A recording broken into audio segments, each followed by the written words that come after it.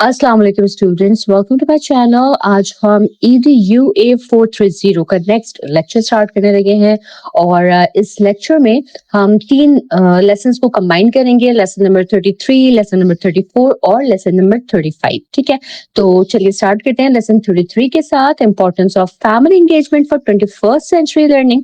यहाँ सबसे पहला टॉपिक आ जाता है topic 146, importance of family engagement for 21st century learning. इस टॉपिक में फैमिली एंगेजमेंट की इंपॉर्टेंस जो है वो डिस्कस की गई है। अर्ली चाइल्डहुड एजुकेशन में फैमिली का रोल जो है वो बहुत इंपॉर्टेंट होता है, क्योंकि बच्चे की लर्निंग जो है वो सिर्फ स्कूल में ही नहीं हो रही होती है, बल्कि घर, फैमिली और कम्युनिटी में भी कंटिन्यू होती है। 21st सेंचुरी स्किल्स डेवलप करने के लिए फैमिलीज, एजुकेटर्स, केयर गिवर्स और कम्युनिटी मेंबर्स को मिलकर काम करना जरूरी है।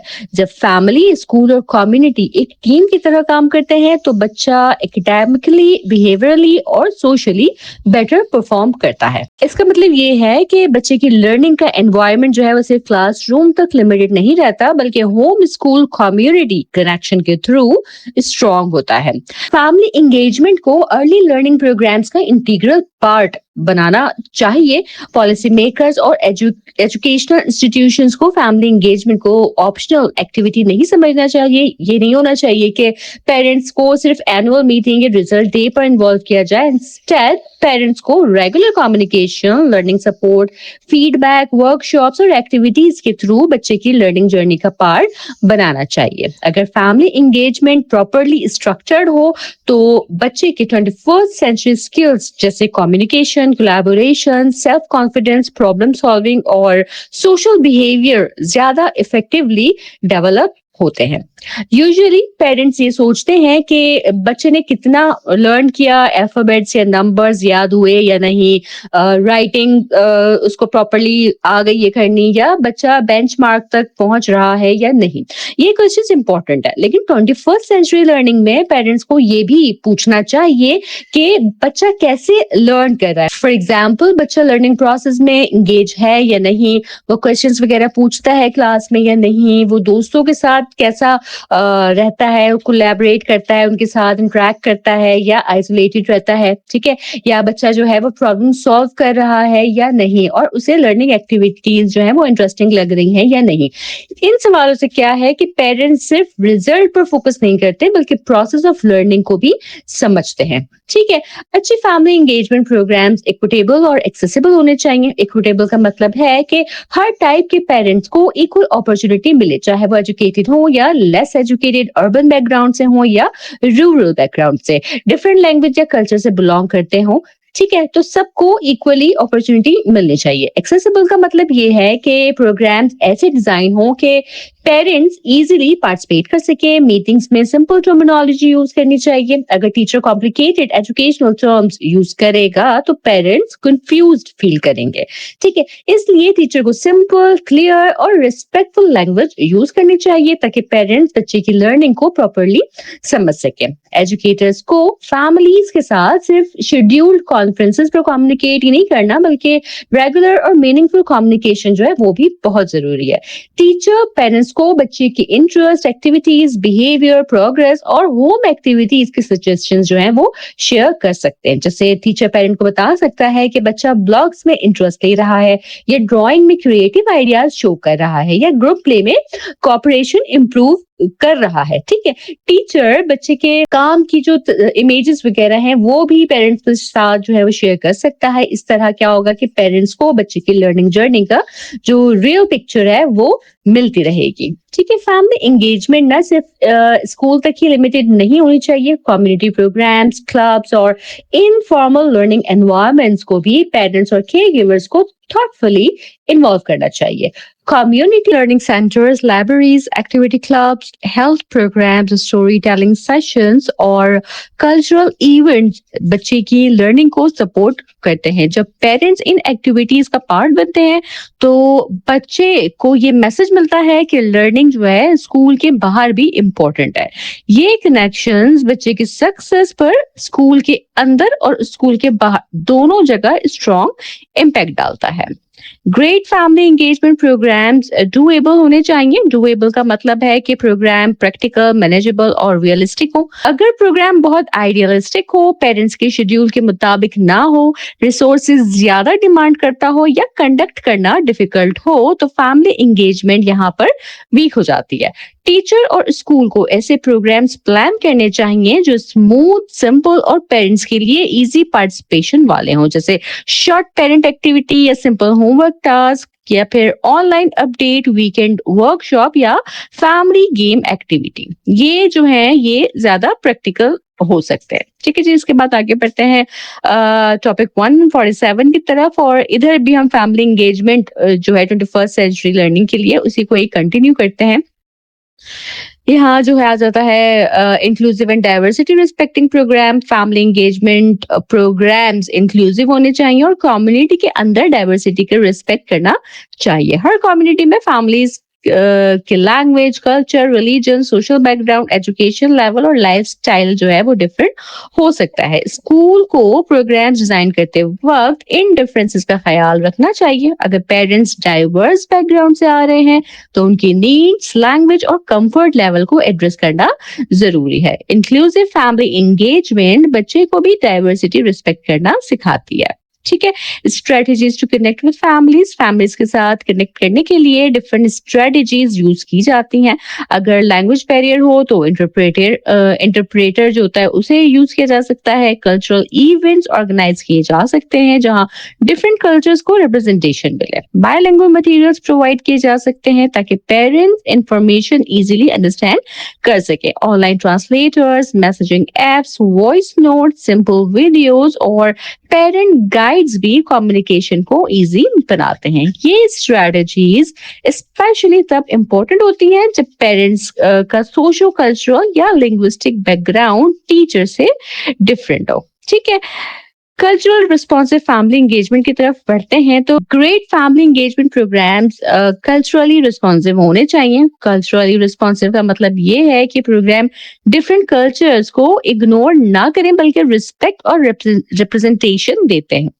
स्कूल का एनवायरनमेंट पेरेंट्स को ये फील करवाए कि उनकी फैमिली नॉलेज, कल्चर और ट्रेडिशंस जो हैं ये वैल्यूड हैं। जैसे एग्जांपल्स वगैरह देते हुए डिफरेंट कल्चर्स को इंक्लूड किया जा सकता है। ठीक है, इससे क्या है कि पेरेंट्स और बच्चे दोनों अपनी आइडेंटिटी के साथ स्कूल एनवायरनमेंट में कंफर्टेबल फील करते हैं। ठीक है, अगर हमें देखना हो कि कोई स्कूल फैमिली एंगेजमेंट को वैल्यू करता है या नहीं तो कुछ इंडिकेटर्स ऑब्जर्व किए जा सकते हैं। पहला इंडिकेटर है कि टीचर और स्टाफ पेरेंट्स और केयर गिवर्स को लर्निंग टीम के मेंबर के तौर पर एंगेज कर रहे हैं या नहीं। ठीक है, दूसरा इंडिकेटर ये है कि फैमिली नॉलेज, कल्चर्स और ट्रेडिशंस को स्कूल और क्लासरूम में ऑनर और रिफ्लेक्ट किया जाता है। ठीक है, तीसरा इंडिकेटर ये है कि पेरेंट्स को डिसीजन मेकिंग प्रोसेस में ऑथेंटिकली इन्वॉल्व किया जाता है, प्रोग्राम क्रिएशन से लेकर आउटकम्स इवैल्यूएशन तक।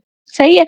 चौथा इंडिकेटर ये है कि स्कूल और घर के दरमियान ट्रस्ट के जो फाउंडेशन है उसे स्टैब्लिश किया जाता है। ठीक है, तो ये 4 इंडिकेटर्स हैं ये जानने के लिए कोई स्कूल फैमिली एंगेजमेंट को वैल्यू करता है या नहीं। ठीक है, इसके बाद आगे बढ़ते हैं। Family engagement programmes are empowering. Great family engagement programmes empowering होते हैं। एम्पावरिंग का मतलब ये नहीं है कि टीचर पेरेंट को जो है वो कम नॉलेजेबल फील कर पाए। इंस्टेड पेरेंट को रिस्पेक्ट, इंफॉर्मेशन, कॉन्फिडेंस और पार्टिसिपेशन का मौका दिया जाता है। Specialised workshops, interaction sessions, parenting guidance, digital literacy support और होम लर्निंग आइडियाज पेरेंट्स को एम्पावर करते हैं। जब पेरेंट्स एम्पावर्ड फील करते हैं तो वो बच्चे की लर्निंग प्रोसेस में एक्टिव रोल प्ले करते हैं। ठीक है, जो अच्छे फैमिली एंगेजमेंट प्रोग्राम्स होते हैं ना उनमें फन भी होने चाहिए। फन सिर्फ बच्चे के लिए इम्पोर्टेंट नहीं है, बड़ों के लिए भी एंजॉयबल एक्टिविटीज जो है वो जरूरी होती है, इससे वो इंगेज होते हैं। अगर स्कूल पेरेंट्स के लिए game show, activity day, parent child competition, cultural activity, story telling circle या फैमिली फन डे अरेंज करे तो पेरेंट्स ज्यादा इंटरेस्ट से पार्टिसिपेट करते हैं। फन एलिमेंट ट्रस्ट और पॉजिटिव रिलेशनशिप बिल्ड करता है। फैमिली एंगेजमेंट का पर्पस सिर्फ फॉर्मल मीटिंग नहीं बल्कि होम स्कूल रिलेशनशिप को मीनिंगफुल और एंजॉयबल बनाना है। ठीक है, नेक्स्ट टॉपिक की तरफ बढ़ते हैं। टॉपिक 148, इसमें हम बात करेंगे strategies to help children build and develop 21st century skill. पहली स्ट्रेटजी जो है वो चाइल्ड सेंटर्ड अप्रोच है। चाइल्ड सेंटर्ड का मतलब है कि टीचिंग और लर्निंग एक्सपीरियंसेस में बच्चा सेंटर पर हो। एक्टिविटी टीचर ड्रिवन या टेक्स्ट बुक ड्रिवन नहीं होनी चाहिए बल्कि बच्चे के इंटरेस्ट, क्वेश्चंस, क्यूरियोसिटी और लर्निंग पेस को कंसीडर करना चाहिए। बच्चे को इंडिपेंडेंस मिलनी चाहिए ताकि वो अपने आइडियाज एक्सप्रेस कर सके। फॉर एग्जाम्पल, अगर बच्चा जहाज उड़ते हुए देखे और उसमें इंटरेस्ट शो करे तो टीचर फ्लाइट का टॉपिक जो है ना वो एक्सप्लोर कर सकती है। ठीक है, या पेपर प्लेन्स बना सकती है या बच्चों को आउटसाइड प्रिटेंड प्ले में प्लेन्स की तरह मूव करवा सकती है। ठीक है, जब लर्निंग बच्चे के इंटरेस्ट से कनेक्ट होती है तो फिर उनकी एंगेजमेंट और कंसंट्रेशन जो है वो इंक्रीज हो जाती है। ठीक है, दूसरी स्ट्रेटजी आ जाती है होल चाइल्ड फोकस। एक्टिविटी ऐसी होनी चाहिए जो बच्चे के social, emotional, cognitive, self esteem, physical, language और क्रिएटिव डेवलपमेंट को सपोर्ट करे। सिर्फ लिटरेसी और मैथमेटिक्स पर फोकस करना जो है वो इनफ नहीं है। अर्ली चाइल्ड एजुकेशन का पर्पस होलिस्टिक डेवलपमेंट है। एक्टिविटी ना इतनी फिजिकली एग्जॉस्टिंग होनी चाहिए कि बच्चा जो है वो टायर्ड हो जाए और ना इतनी डिजिटल फोकस होनी चाहिए कि फिजिकल मूवमेंट ऑलमोस्ट जीरो हो जाए। ठीक है, टीचर को बैलेंस मेंटेन करना चाहिए। रेगुलर फीडबैक और एनकरेजमेंट जो है वो बच्चे की सेल्फ एस्टीम और स्किल डेवलपमेंट को सपोर्ट करता है। ठीक, थर्ड स्ट्रेटजी आ जाती है प्ले बेस्ड लर्निंग की। टीचर को लर्निंग एनवायरनमेंट में dramatic play, constructive play, creative play, physical play और कोऑपरेटिव प्ले को एनकरेज करना चाहिए। प्ले के थ्रू बच्चा नेचुरली सीखता है। ड्रामेटिक प्ले लैंग्वेज और इमेजिनेशन डेवलप करते हैं। कंस्ट्रक्टिव प्ले प्रॉब्लम सॉल्विंग और क्रिएटिविटी डेवलप करते हैं। Physical play motor skills develop करते हैं। कोऑपरेटिव प्ले कोलैबोरेशन और सोशल स्किल्स को डेवलप करते हैं। इसलिए 21st सेंचुरी स्किल्स के लिए प्ले जो है ये सेंट्रल रोल रखता है। फोर्थ स्ट्रेटजी आ जाती है कोऑपरेटिव लर्निंग।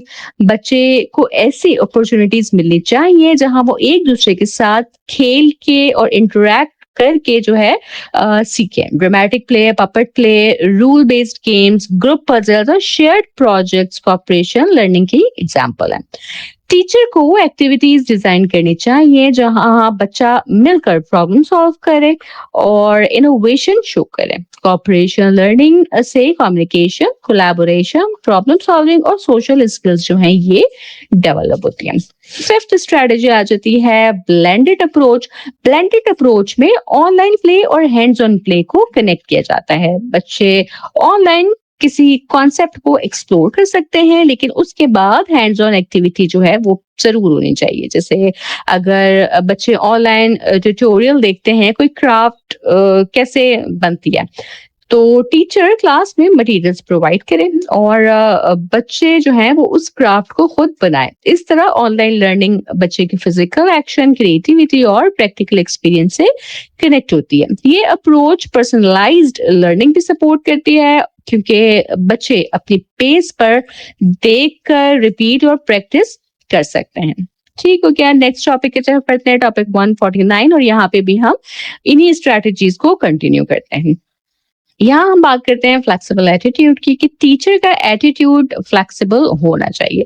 टीचर रूल्स और डिसिप्लिन के मामले में इतनी रिजिड ना हो कि बच्चे अपनी फीलिंग्स, इंटरेस्ट और प्रॉब्लम्स कम्युनिकेट ना कर सकें। फ्लेक्सिबल एटीट्यूड का मतलब है कि टीचर बच्चे की क्यूरियोसिटी और करंट एंगेजमेंट को वैल्यू करे। फॉर एग्जाम्पल, अगर बच्चा किसी गेम में डीपली इंगेज्ड है और शेड्यूल के मुताबिक स्टोरी टाइम स्टार्ट होना है तो टीचर उनकी गेम को इग्नोर करने के बजाय उस गेम से रिलेटेड स्टोरी चूज कर सकती है। ठीक है, या बच्चे से गेम के बारे में डिस्कशन कर सकती है। इससे बच्चा फील करेगा कि उनका जो इंटरेस्ट है ना वो इम्पोर्टेंट है। ठीक है, फिर आते हैं डिफरेंशिएटेड इंस्ट्रक्शन पे। डिफरेंशिएटेड इंस्ट्रक्शन का मतलब है कि टीचर डिफरेंट बच्चों के लर्निंग स्टाइल्स, इंटरेस्ट और नीड्स के मुताबिक डिफरेंट अप्रोचेस यूज करे। हर बच्चा सेम वे से नहीं सीखता। कुछ बच्चे जो है वो एक्टिव मूवमेंट से बेटर लर्न करते हैं, कुछ जो है काम पेस प्रेफर करते हैं, कुछ विजुअल सपोर्ट से समझते हैं और कुछ स्टोरी के थ्रू सीखते हैं। फॉर एग्जाम्पल, काउंटिंग सिखाते वक्त टीचर नंबर्स गा सकती है, काउंटिंग ऑब्जेक्ट्स प्रोवाइड कर सकती है या स्टोरी में काउंटिंग इंक्लूड कर सकती है। ये मल्टीपल ऑप्शंस जो हैं ये बच्चे को इंफॉर्मेशन एब्जॉर्ब करने में हेल्प करते हैं। फिर हम बात करते हैं फॉर्मेटिव असेसमेंट की। फॉर्मेटिव असेसमेंट का मतलब है ऑन गोइंग ऑब्जर्वेशन और फीडबैक। टीचर क्लास के दौरान देखे कि बच्चे कॉन्सेप्ट ग्रैस्प कर रहे हैं या नहीं। अर्ली चाइल्डहुड में असेसमेंट सिर्फ टेस्ट या वर्कशीट से नहीं होती, बल्कि जो खेल हो रहा है उसको ऑब्जर्व करके, कन्वर्सेशन करके, एक्टिविटी पार्टिसिपेशन और बच्चे के रिस्पॉन्स जो होती है। ठीक है, टीचर ऑब्जर्व करे कि बच्चे ने कौन सी स्किल डेवलप कर ली है और किस एरिया में वो अभी बिगिनिंग स्टेज पर है। इस फीडबैक के बेसिस पर टीचर एक्टिविटीज और लर्निंग एनवायरनमेंट जो है उसको एडजस्ट कर सकता है। कंसिस्टेंसी पे बात करते हैं तो कंसिस्टेंसी बच्चे को सिक्योरिटी और कॉन्फिडेंस प्रोवाइड करती है। जब रूटीन और एक्सपेक्टेशंस क्लियर होती हैं तो बच्चा पूरा दिन प्रिडिक्ट कर सकता है, एनवायरनमेंट पर ट्रस्ट कर सकता है और फ्रीली एक्सप्लोर कर सकता है। कंसिस्टेंसी एग्जीक्यूटिव फंक्शन स्किल्स को भी सपोर्ट करती है, जैसे प्लानिंग, ऑर्गेनाइजेशन और सेल्फ रेगुलेशन। लेकिन कंसिस्टेंसी का मतलब रिजिडिटी नहीं है। ठीक है, रूटीन प्रिडिक्टेबल हो लेकिन टीचर बच्चे के इंटरेस्ट और सिचुएशन के मुताबिक फ्लेक्सिबल भी रहे। ठीक, लास्ट में इधर बात करते हैं कंबाइंड लर्निंग डोमेन्स की। टीचर को लर्निंग डोमेन्स कंबाइन करने चाहिए। एक्टिविटी सिर्फ एक सब्जेक्ट या एक स्किल के लिए नहीं होनी चाहिए। 21st सेंचुरी लर्निंग में टीचर कंटेंट नॉलेज के साथ 4 C's यानी क्रिटिकल थिंकिंग, क्रिएटिविटी, कोलैबोरेशन और कम्युनिकेशन को इंटीग्रेट करता है। फॉर एग्जाम्पल, स्टोरी रीडिंग के दौरान बच्चे कैरेक्टर्स डिस्कस कर सकते हैं, अपनी ओपिनियन शेयर कर सकते हैं, ऑल्टरनेटिव एंडिंग इमेजिन कर सकते हैं और ग्रुप में उस प्ले को एक्ट भी कर सकते हैं। ठीक है, तो और अगर साइंस एक्सपेरिमेंट है तो उसमें क्या है कि बच्चे प्रॉब्लम सॉल्व कर रहे हैं, ऑब्जर्व कर रहे हैं, क्वेश्चंस पूछ रहे हैं और रिजल्ट कम्युनिकेट कर रहे हैं। ठीक है, ये intentional integration 21st century skills develop करती है। ठीक है, इसके साथ हमारा लेसन 33 यहाँ मुकम्मल हो जाता है। लेसन 34 की तरफ बढ़ते हैं जो कि है creating the optimal 21st century skill environment. Topic 150 में optimal 21st century learning environment create करने के सपोर्ट सिस्टम्स जो हैं वो डिस्कस किए गए हैं। अगर हम 21st सेंचुरी स्किल्स को स्टूडेंट में डेवलप करना चाहते हैं तो सिर्फ टीचर की एफर्ट जो है ना वो ही काफी नहीं है। ठीक है, सिस्टम लेवल पर standards, assessment, curriculum, instruction, professional development और लर्निंग एनवायरनमेंट अलाइंड होने चाहिए। ये सपोर्ट सिस्टम मिलकर डिजायर्ड आउटकम्स प्रोड्यूस करते हैं। सबसे पहले हम यहाँ बात करते हैं 21st सेंचुरी स्टैंडर्ड्स की। पहला support system 21st century standards है। ठीक है, किसी भी कंट्री या एजुकेशन सिस्टम में 21st सेंचुरी स्किल्स डेवलप करने के लिए स्ट्रॉन्ग स्टैंडर्ड जरूरी है। स्टैंडर्ड्स में ये रिफ्लेक्ट होना चाहिए कि हम स्टूडेंट्स में deep understanding, content knowledge, expertise और 21st सेंचुरी स्किल्स डेवलप करना चाहते हैं। ठीक है, स्टैंडर्ड्स का फोकस सिर्फ सरफेस लेवल नॉलेज या मेमोराइजेशन पर नहीं होना चाहिए। अगर स्टैंडर्ड्स ही शैलो लर्निंग को प्रमोट कर रहे हो तो क्लासरूम में डीप लर्निंग डेवलप करना जो है वो भी डिफिकल्ट हो जाता है। नेक्स्ट आते हैं assessment of 21st century skills की तरफ। दूसरा सपोर्ट सिस्टम असेसमेंट है।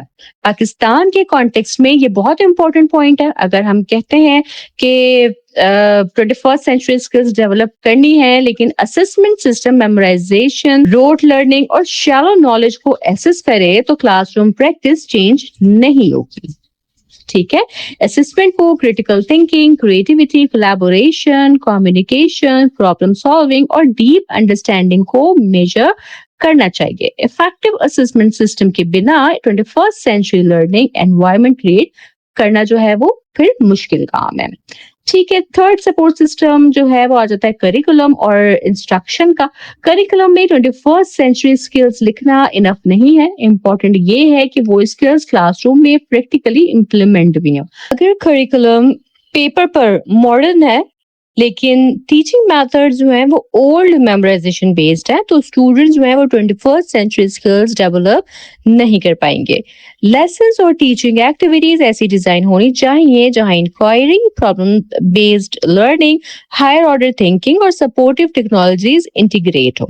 इंस्ट्रक्शन का स्टाइल चाइल्ड सेंटर्ड, इंटरैक्टिव और मीनिंगफुल होना चाहिए। नेक्स्ट टॉपिक की तरफ बढ़ते हैं और यहाँ भी creating the optimal 21st century learning environment को ही कंटिन्यू करेंगे। यहाँ हम जो है बात करते हैं 21st सेंचुरी प्रोफेशनल डेवलपमेंट की। Professional development 21st century skills development का एक इम्पॉर्टेंट सपोर्ट सिस्टम है। इन सर्विस और प्री सर्विस टीचर्स को ट्रेन करना जरूरी है कि वो 21st सेंचुरी स्किल्स, टूल्स और टीचिंग स्ट्रेटजीज को क्लासरूम प्रैक्टिस में इंटीग्रेट कर सके। टीचर को स्टूडेंट की लर्निंग स्टाइल, इंटेलिजेंसेस, स्ट्रेंथ्स और वीकनेसेस आइडेंटिफाई करने की एबिलिटी डेवलप करनी चाहिए। Formative assessment, differentiated teaching, technology integration, inquiry based learning और कोलैबोरेटिव स्ट्रेटजीज पर टीचर ट्रेनिंग होनी चाहिए। Professional development face to face, virtual और ब्लेंडेड कम्युनिकेशन के थ्रू भी हो सकती है।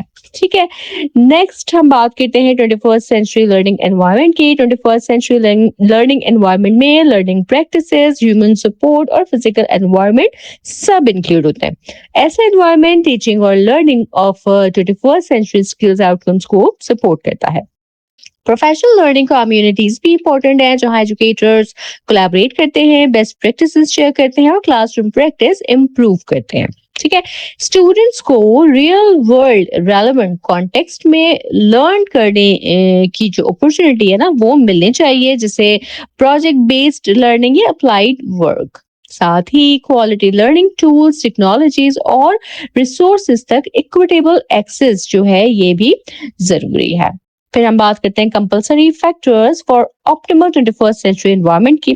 P21 अर्ली लर्निंग फ्रेमवर्क के मुताबिक ऑप्टिमल 21st सेंचुरी एनवायरनमेंट के लिए कुछ कंपल्सरी फैक्टर्स हैं। एनवायरनमेंट सेफ और प्रिडिक्टेबल होना चाहिए, ये बच्चों को नर्चर करे, लर्नर फोकस्ड हो, वैरायटी ऑफ मटेरियल्स प्रोवाइड करे, varying types of activities offer करे, डाइवर्सिटी को रिप्रेजेंट करे, टेक्नोलॉजी को इंटीग्रेट करे और फ्री मूवमेंट अलाउ करे।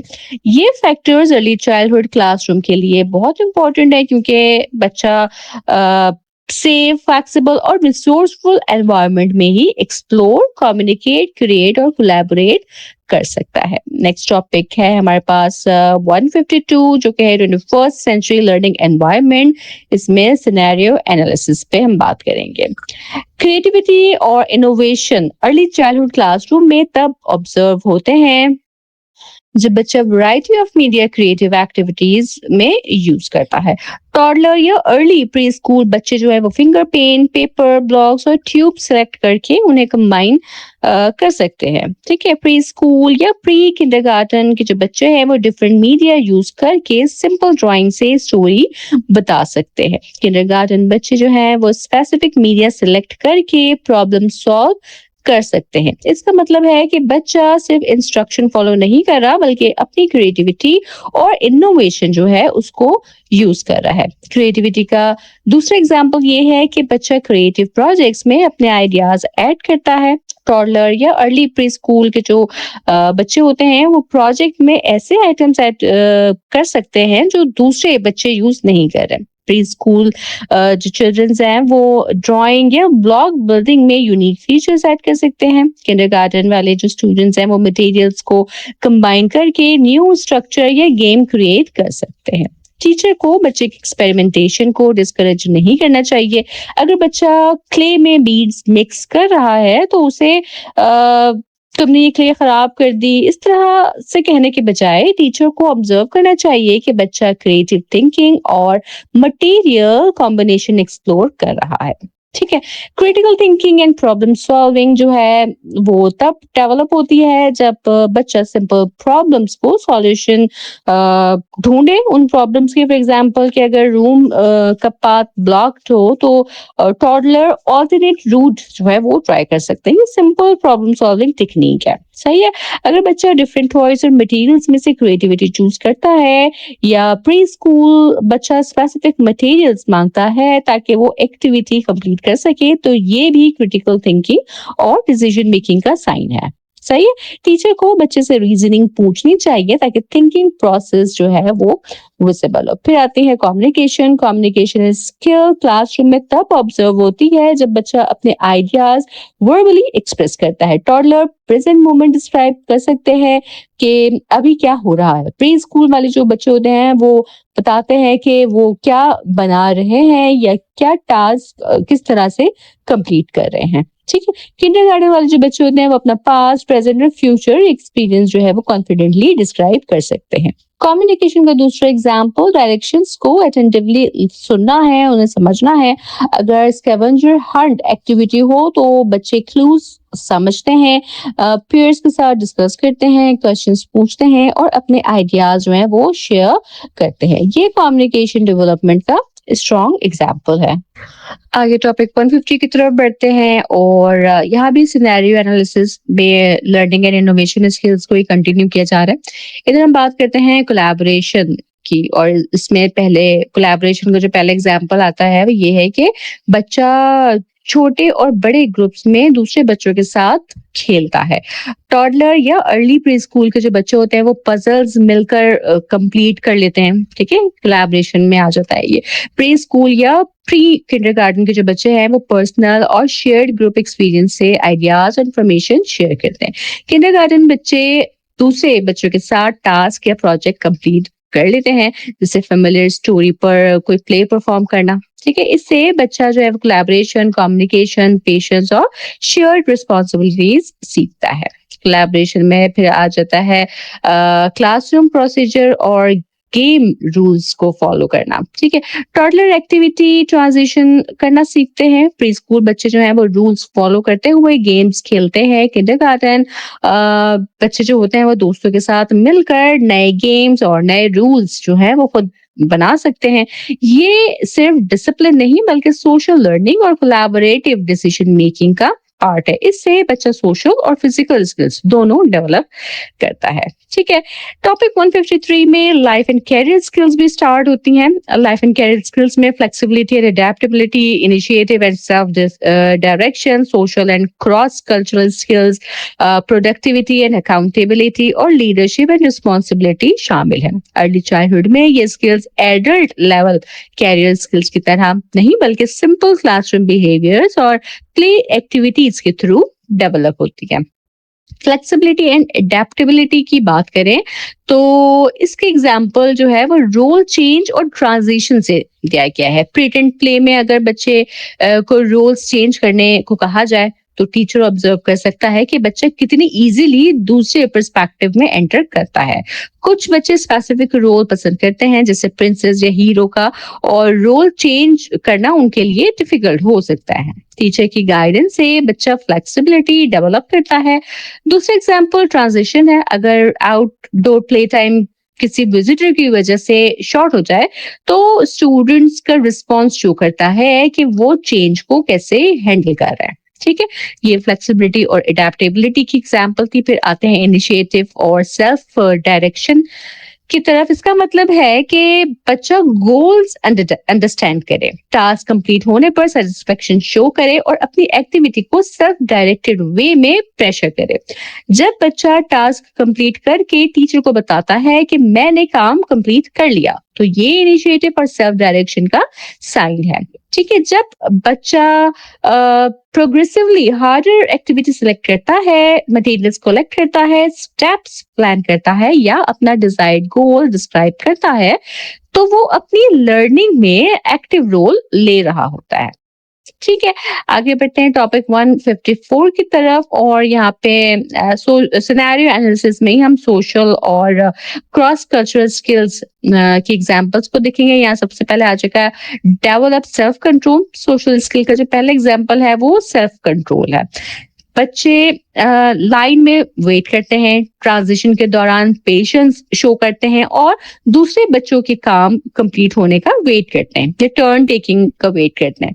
ठीक है, जैसे अगर कलरिंग एक्टिविटी में एक कलर पेंसिल दो बच्चों के दरमियान शेयर हो रही है तो टीचर ऑब्जर्व करेगा कि बच्चा वेट करता है, रिक्वेस्ट करता है, कंप्लेन करता है, टीज करता है या पेंसिल जो है वो दूसरे बच्चे से छीन लेता है।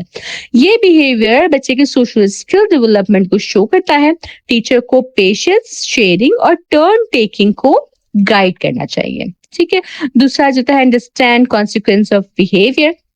Social and cross cultural skill का जो दूसरा एग्जाम्पल है वो ये है कि बच्चा अपने बिहेवियर के कॉन्सिक्वेंसेस को अंडरस्टैंड करे। बच्चे को समझना चाहिए कि उसके वर्ड्स और एक्शंस दूसरे बच्चे की फीलिंग्स पर इफेक्ट डालते हैं। अगर बच्चा रूड वर्ड्स यूज करता है तो उसे समझना चाहिए कि दूसरा बच्चा जो है वो इनसे हर्ट हो सकता है। अगर बच्चा किसी एक्टिविटी पे इंटरेस्टेड नहीं है तो वो अपनी नेगेटिव फीलिंग एप्रोप्रिएट वे में एक्सप्रेस करे, एग्रेशन से नहीं। टीचर को बच्चे को बिहेवियर, फीलिंग और कॉन्सिक्वेंसेस के रिलेशंस समझाने चाहिए। इसके बाद आ जाता है प्रोडक्टिविटी एंड अकाउंटेबिलिटी। प्रोडक्टिविटी और अकाउंटेबिलिटी जो है ये लाइफ और कैरियर स्किल्स का नेक्स्ट एलिमेंट है। प्रोडक्टिविटी का मतलब है कि बच्चा टास्क पर फोकस मेंटेन करे, वर्क कंटिन्यू करे और कंप्लीशन की तरफ मूव करे। अकाउंटेबिलिटी का मतलब है कि बच्चा अपनी रिस्पॉन्सिबिलिटी को समझे और असाइन टास्क कंप्लीट करने की एफर्ट करे। अर्ली चाइल्डहुड में ये skills small activities, puzzles, block building, class task और ग्रुप प्रोजेक्ट के थ्रू डेवलप होती है। ठीक है, प्रोडक्टिविटी के एग्जाम्पल ये है कि बच्चा इंटरप्शन के बावजूद टास्क पर काम कंटिन्यू करता है। अगर क्लास में विजिटर आ जाए, आउटसाइड कोई शोर शराबा, कोई नॉइज हो या एक्टिविटी डिफिकल्ट हो तो बच्चे के जो कंसंट्रेशन है उसको ऑब्जर्व किया जाता है। क्या बच्चा टास्क कंटिन्यू करता है ऐसे सिचुएशन में? क्या वो इजीली फ्रस्ट्रेटेड हो जाता है या क्या वो हेल्प मांगता है या टास्क गिव अप कर देता है? टीचर को बच्चे की फ्रस्ट्रेशन हैंडलिंग और टास्क परसिस्टेंस पर अटेंशन देनी चाहिए। ठीक है, इसके बाद जो है आते हैं अकाउंटेबिलिटी और प्रोडक्टिविटी। इसका दूसरा एग्जांपल ये है कि बच्चा सिंपल टास्क को स्टेप्स में ब्रेक करता है। अगर बच्चे को ब्लॉक से कोई स्ट्रक्चर बनाना है तो वो डिसाइड करता है कि पहले बेस बनानी है, फिर वॉल्स, फिर top. Step by step thinking productivity का पार्ट है। बच्चे एक स्टेप कंप्लीट करने के बाद अप्रूवल लेते हैं, नेक्स्ट स्टेप क्लैरिफाई करते हैं और टास्क कंप्लीशन की तरफ मूव करते हैं। ये सेंस ऑफ अकाउंटेबिलिटी को शो करता है कि बच्चा टास्क बीच में छोड़ने के बजाय कंप्लीट करना चाहता है। ठीक है, इसके बाद जो है वो हम आगे बढ़ते हैं टॉपिक 155 की तरफ और इधर ही सिनेरियो एनालिसिस में हम लीडरशिप और रिस्पॉन्सिबिलिटी की तरफ आएंगे। लीडरशिप का जो पहला एग्जांपल आती है वो स्मॉल और लार्ज ग्रुप्स में कोऑपरेटिव प्ले करना है। बच्चा दूसरे बच्चों के साथ गेम इनिशिएट करता है, ग्रुप डिस्कशंस में आइडिया देता है या ग्रुप टास्क में नेचुरली गाइड करने लगता है। जब टीचर 3-4 बच्चों को एक साथ कोई टास्क असाइन करता है तो कभी कभी एक या ज्यादा बच्चे जो हैं वो लीडर के तौर पर इमर्ज होते हैं जो कम्युनिकेशन और कोऑर्डिनेशन करते हैं। टीचर को इन नेचुरल लीडरशिप मोमेंट्स को ऑब्जर्व और पॉजिटिवली गाइड करना चाहिए। लीडरशिप एंड रिस्पॉन्सिबिलिटी का दूसरा एग्जाम्पल हेल्प सीख करना है। रिस्पॉन्सिबल बच्चा जब टास्क कंप्लीट नहीं कर पाता तो एडर से या दोस्तों से, क्लास फेलो से, पीयर से हेल्प मांगता है। वो हेजिटेशन फील नहीं करता बल्कि टास्क कंप्लीट करने के लिए स्ट्रेटेजी यूज करता है।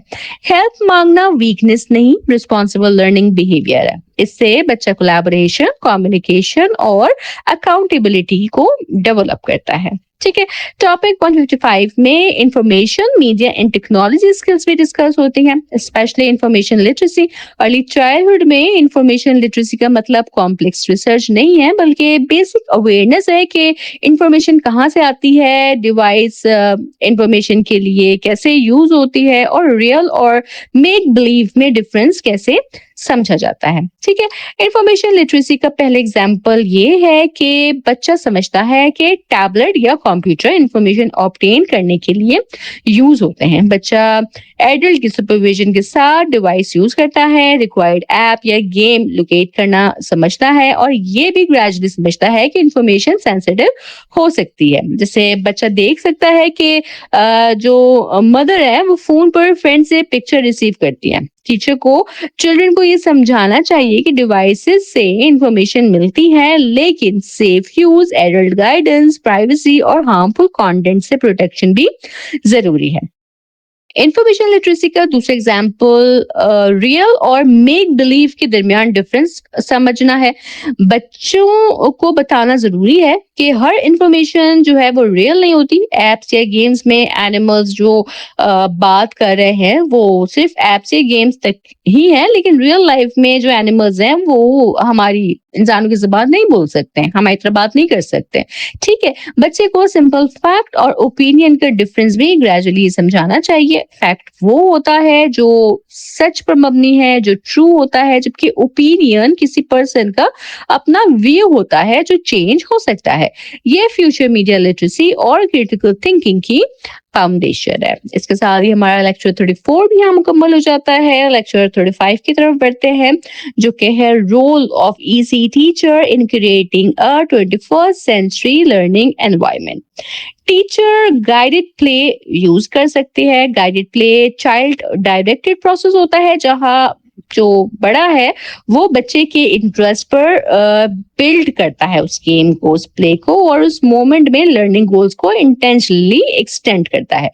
टीचर डायरेक्ट लेक्चर नहीं देता है इसमें, बल्कि बच्चे के क्वेश्चंस और रिएक्शंस को ऑब्जर्व करके उन्हें लर्निंग से कनेक्ट करता है। गाइडेड प्ले लर्निंग को मीनिंगफुल बनाता है, क्योंकि ये बच्चे के इंटरेस्ट से स्टार्ट होता है।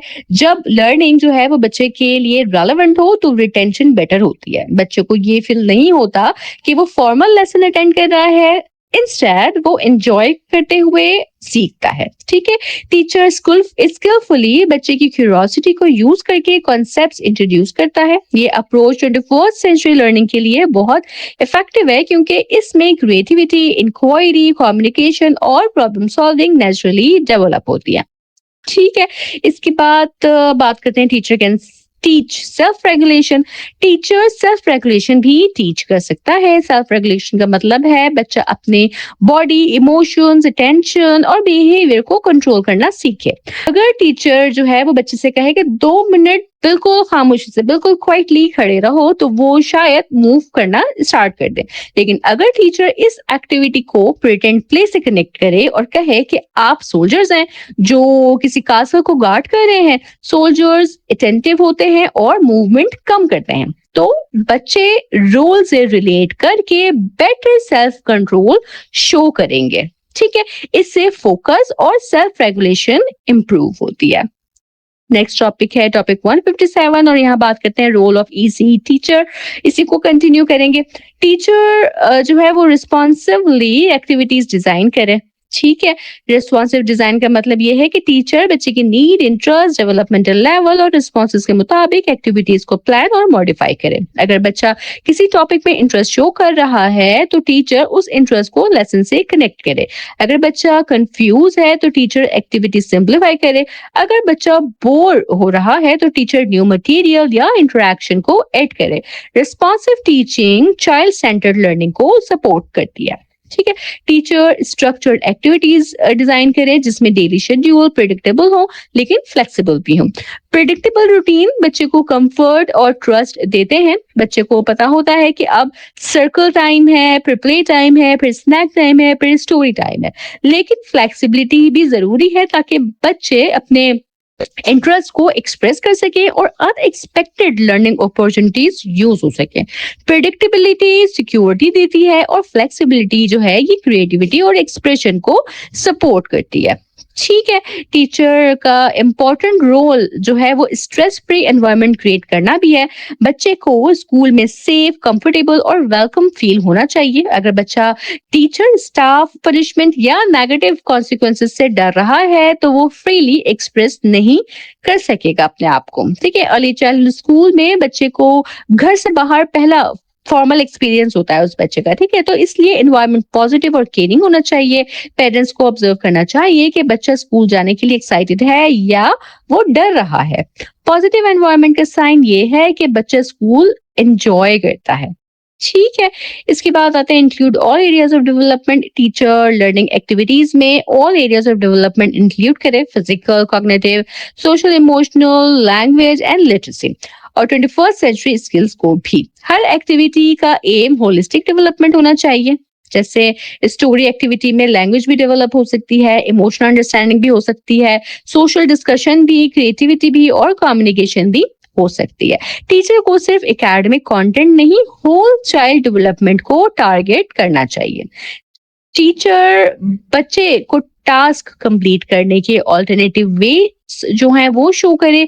अगर बच्चे को सिर्फ एक मेथड सिखाया जाए तो थिंकिंग जो है वो लिमिटेड हो सकती है। अगर टीचर मल्टीपल वेज बताता है तो बच्चा क्रिटिकल थिंकिंग, रीजनिंग और प्रॉब्लम सॉल्विंग जो है वो डेवलप करता है। फॉर एग्जाम्पल, पजल्स सॉल्व करने के डिफरेंट वेज हो सकते हैं, ड्राइंग के डिफरेंट स्टाइल्स हो सकते हैं, काउंटिंग के डिफरेंट मटेरियल्स हो सकते हैं, या स्टोरी एंडिंग के डिफरेंट पॉसिबिलिटीज हो सकती हैं जो कि डिस्कस की जा सकती हैं, ठीक है। तो बच्चे को ऑल्टरनेटिव वेज ऑफ डूइंग बताने चाहिए।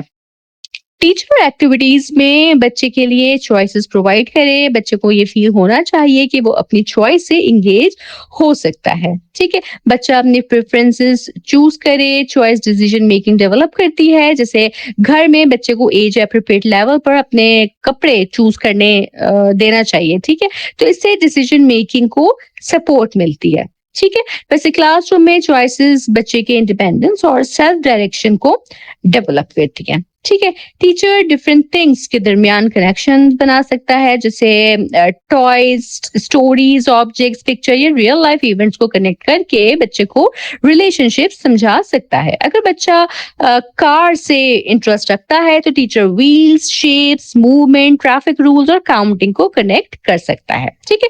कनेक्शंस बच्चे की डीपर अंडरस्टैंडिंग और इंटीग्रेटेड थिंकिंग जो है उसको डेवलप करते हैं।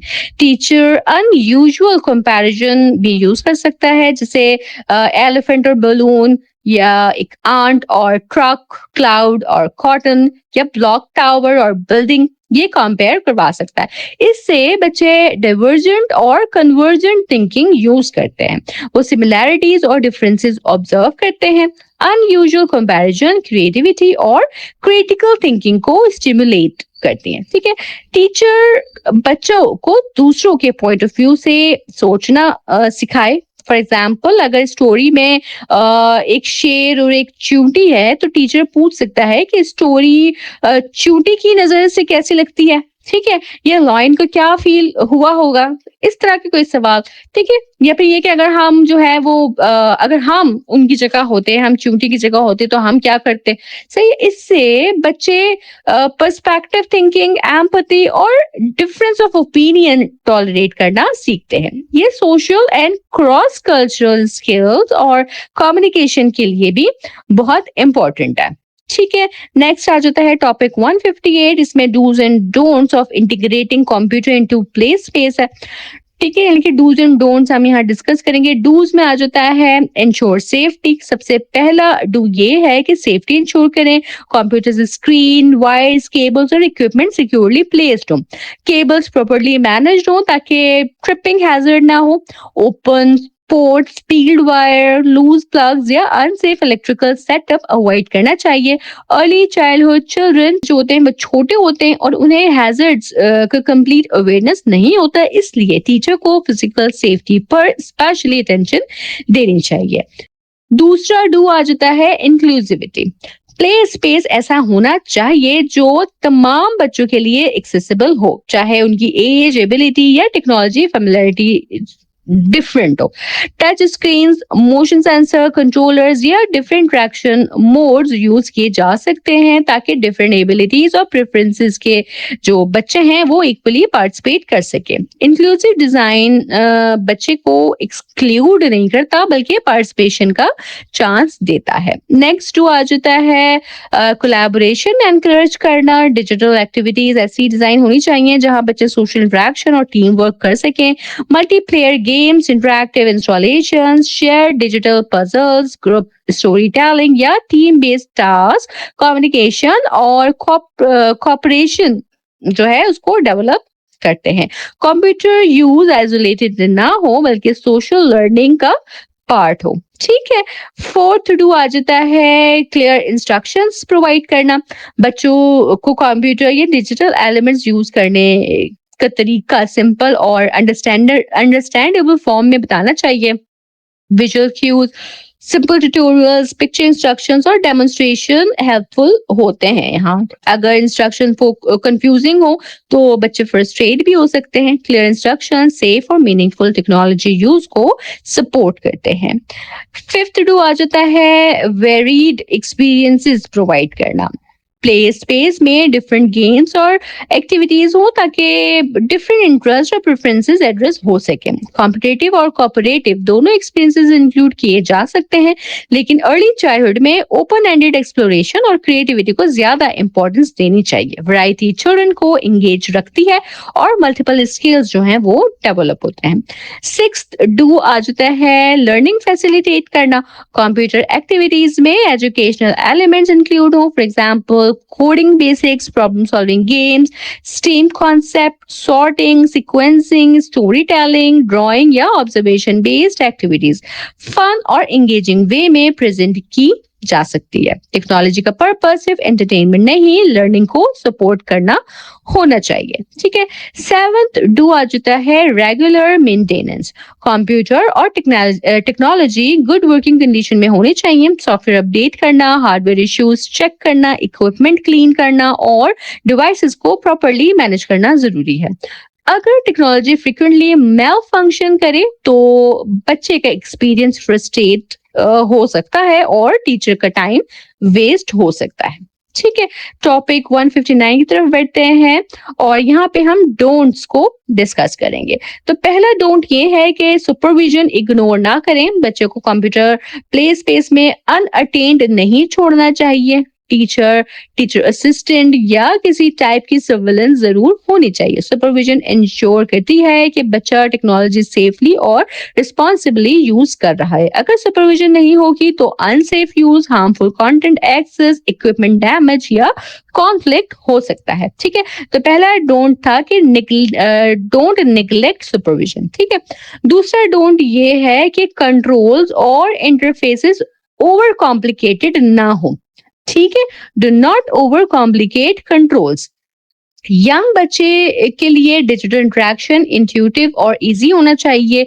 Complex controls, confusing buttons, fast graphics या ओवरवेलमिंग विजुअल्स बच्चे को फ्रस्ट्रेट कर सकते हैं। ग्राफिक्स जो है वो सिंपल, माइल्ड, बैलेंस्ड और एज एप्रोप्रिएट होनी चाहिए। बच्चे की एज और इंटरेस्ट को कंसीडर करना यहाँ बहुत जरूरी है। थर्ड डोंट जो है वो ये है कि नॉन डिजिटल एलिमेंट्स को एक्सक्लूड ना करें। Do not exclude non digital elements. Computers play experience enhance करते हैं, लेकिन फिजिकल प्ले का रिप्लेसमेंट नहीं बनने चाहिए। ठीक है। प्ले स्पेस में क्लाइंबिंग स्ट्रक्चर्स, पजल्स और materials, blocks, sensory materials, puppets और फिजिकल मूवमेंट की अपॉर्चुनिटीज भी होनी चाहिए। बैलेंस्ड और होलिस्टिक प्ले एक्सपीरियंस के लिए डिजिटल और नॉन डिजिटल दोनों एलिमेंट्स ही बहुत जरूरी हैं। फोर्थ डोंट आ जाता है फीडबैक इग्नोर करना। अगर बच्चा एक्टिविटी में प्रॉब्लम फेस कर रहा है, कंफ्यूज हो रहा है, ये डिजिटल टास्क एंजॉय नहीं कर रहा, तो टीचर को उनकी फीडबैक वैल्यू करनी चाहिए। टीचर को एक्टिविटी एडजस्ट करनी चाहिए, ऑल्टरनेटिव प्रोवाइड करना चाहिए या अनसूटेबल गेम्स रिप्लेस कर देने चाहिए। फीडबैक से लर्निंग एनवायरनमेंट जो है वो इम्प्रूव होता है। तो फोर्थ डोंट हमारा था कि do not ignore feedback. Fifth don't की तरफ आते हैं, वो है प्राइवेसी कॉम्प्रोमाइज ना करना। अगर डिजिटल प्ले स्पेस में बच्चे का डेटा, इमेजेस, प्रोग्रेस रिकॉर्डिंग्स या पर्सनल इंफॉर्मेशन कलेक्ट हो रही है तो उसे रिस्पॉन्सिबली हैंडल करना चाहिए। पेरेंट्स की कॉन्सेंट, ट्रांसपेरेंसी और प्राइवेसी रेगुलेशन का ख्याल रखना जरूरी है। बच्चे का डेटा सेंसिटिव होता है, इसलिए टीचर और स्कूल को प्राइवेसी प्रोटेक्शन सीरियसली लेनी चाहिए। So do not compromise privacy. Sixth don't ये है कि मेंटेनेंस नीड्स अंडरएस्टिमेट ना करें। कंप्यूटर्स और टेक्नोलॉजी को रेगुलर मेंटेनेंस चाहिए, software update, device cleaning, repairs, charging, storage और ट्रबल शूटिंग के लिए टाइम और रिसोर्सेज चाहिए। अगर स्कूल मेंटेनेंस प्लानिंग नहीं करेगा तो टेक्नोलॉजी क्विकली इनइफेक्टिव हो सकती है। सेवंथ डोंट है कि फन फैक्टर को फॉरगेट ना करें। कंप्यूटर्स को प्ले स्पेस में इंटीग्रेट करने का गोल बच्चों के लिए एंजॉयबल और एंगेजिंग एक्सपीरियंस क्रिएट करना है। टेक्नोलॉजी और एजुकेशनल आउटकम्स के कंसर्न्स के दरमियान एंजॉयमेंट को इग्नोर नहीं करना चाहिए।